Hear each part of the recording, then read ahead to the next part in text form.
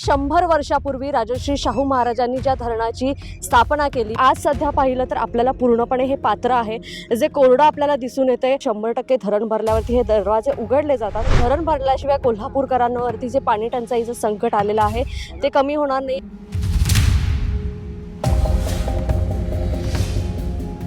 नमस्कार, मी दुर्वा दळवी तुमचं सगळ्यांचं स्वागत करते लोकमत मध्ये।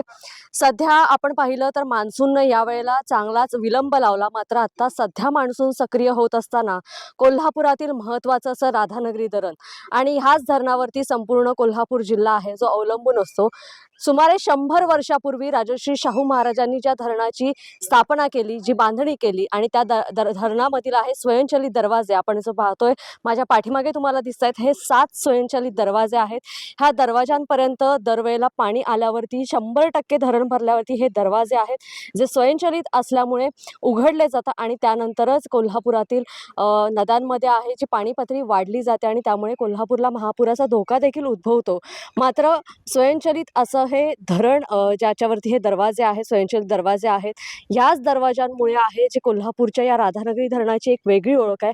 मात्र आज सध्या पाहिलं तर आपल्याला पूर्णपणे हे पात्र आहे जे कोरडं आपल्याला दिसून येते। राधानगरी धरणाची पाणी पातळी देखील कमी झालेली आहे। गेल्या वर्षीपेक्षा यावर्षी पाणी साठा धरणातील आहे तो अत्यंत कमी आपल्याला दिसून येतोय। मात्र ह्या धरणावरती असलेले हे स्वयंचलित दरवाजे आहेत, हीच त्याची खरी ओळख आहे।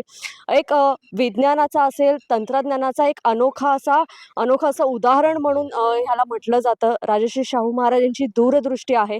कोल्हापूर जिल्ह्याला संपूर्णपणे पाणी पुरवठा व्हावा आणि कोल्हापूर शहराची पूर्णपणे जी शेती आहे, सिंचन आहे, जे ह्या धरणावरती अवलंबून आहे आणि त्याच धरणातील हे स्वयंचलित दरवाजे आहेत।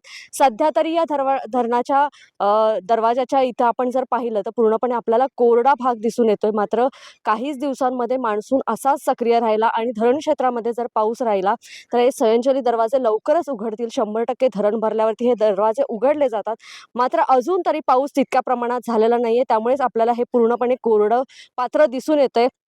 कोल्हापूरकरांना देखील अपेक्षा आहे की अधिक पाऊस व्हावा आणि हे धरण लवकरात लवकर भरावं, कारण धरण भरल्याशिवाय कोल्हापूरकरांवरती जे पाणी टंचाईचं संकट आलेलं आहे ते कमी होणार नाही। एक दिवसाआड पाणी पुरवठा आहे जो कोल्हापूर शहराला सुरू आहे, जिल्ह्याला सुरू आहे आणि सध्या आपण पाहिलं की कोल्हापुरातील हे 100 वर्षाहून अधिक वर्ष झालेलं राजर्षी शाहू महाराजांच्या काळामध्ये आहे जे बांधलं गेलेलं धरण आणि त्या धरणाचे हे स्वयंचलित दरवाजे। याबरोबरच मी येथेच थांबते। लोकमतसाठी कोल्हापूरहून दुर्वा दळवी, धन्यवाद।